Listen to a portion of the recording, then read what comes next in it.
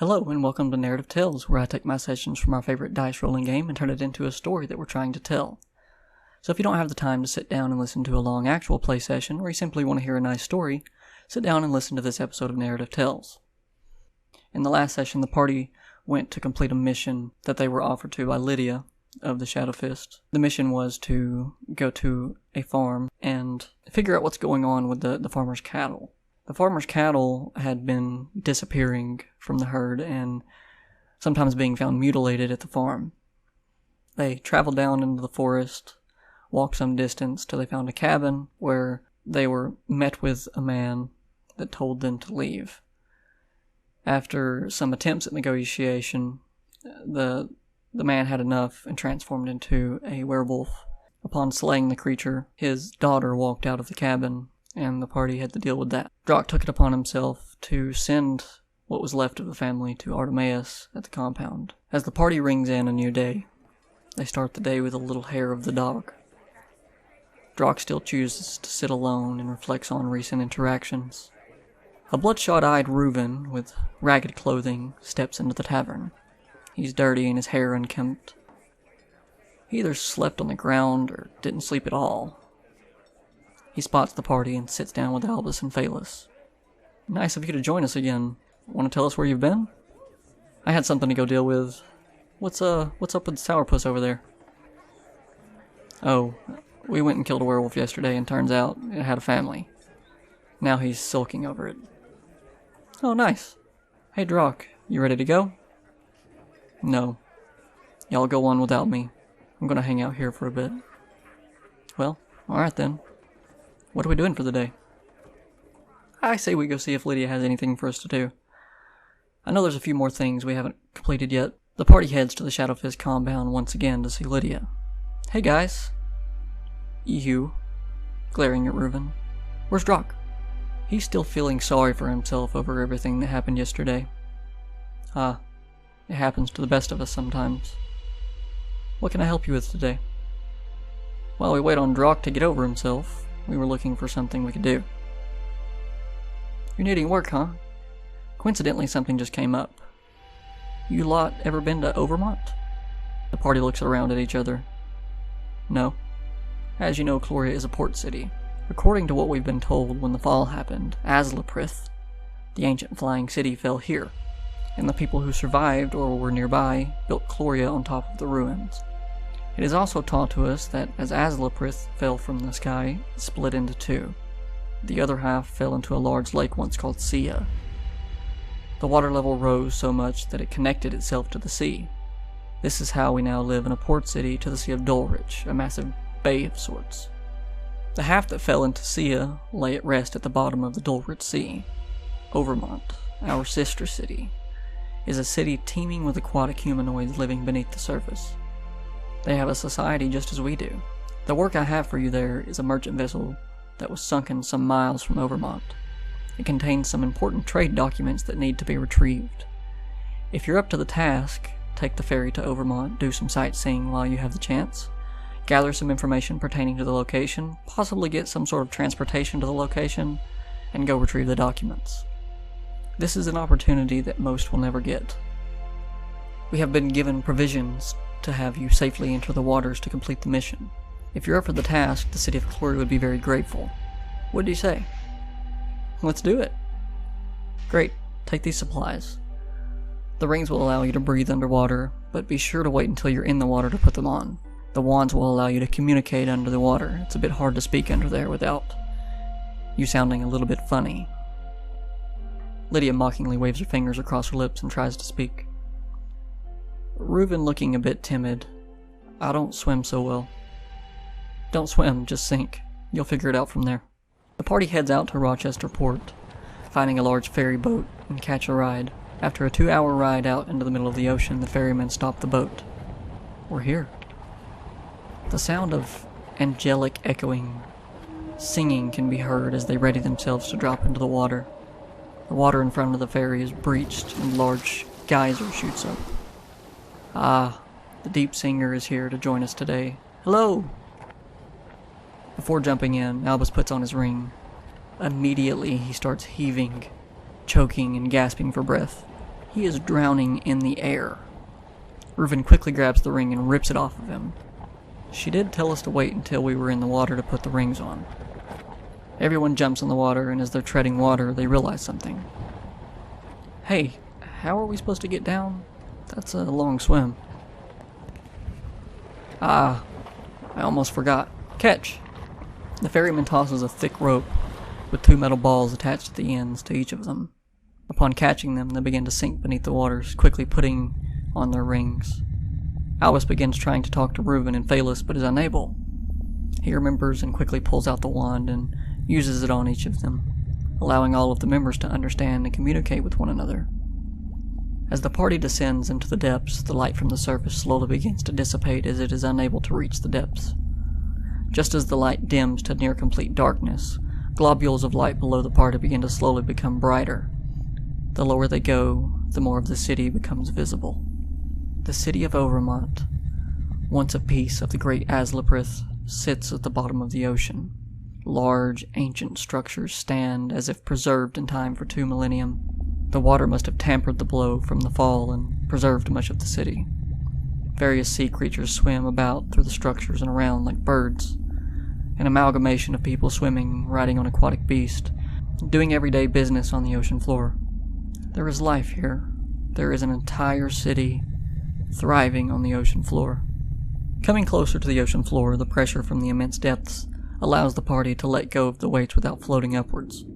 They are able to swim around relatively easy. The first landmark they see is a large plaza, brightly lit with many denizens roaming the area. Large stone arches stretch across the plaza. This must be some sort of common area in the city.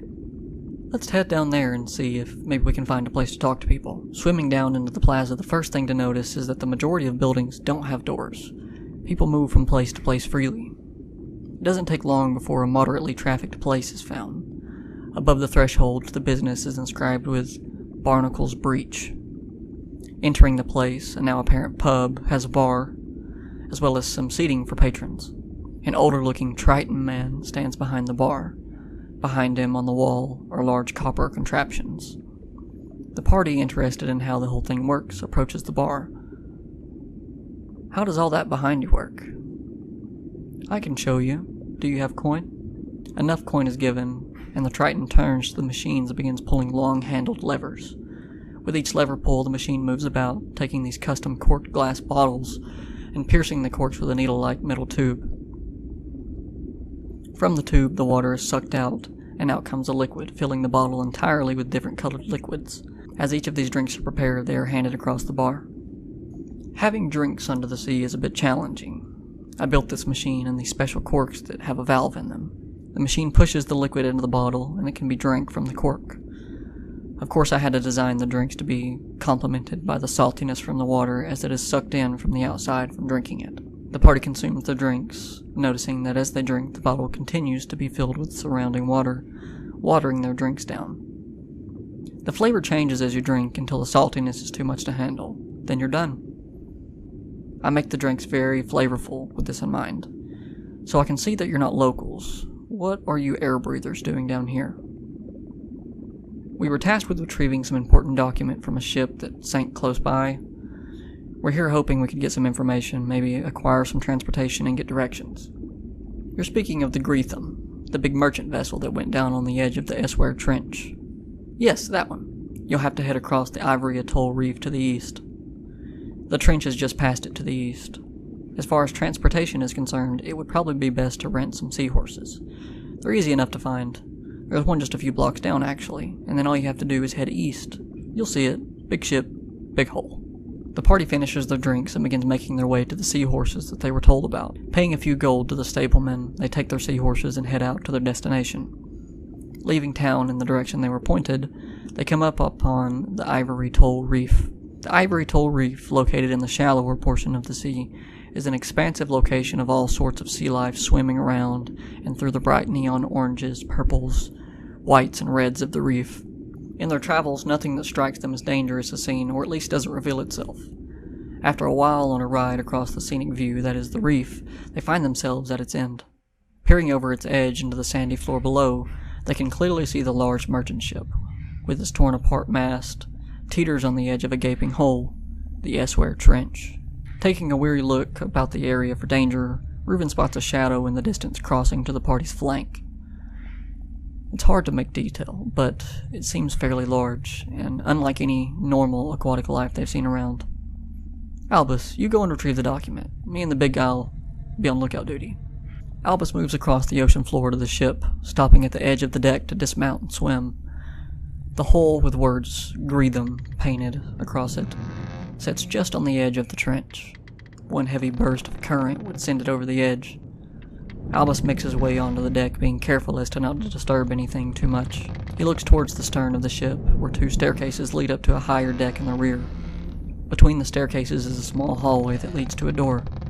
That must be the captain's quarters. I'm assuming that's where it would be kept.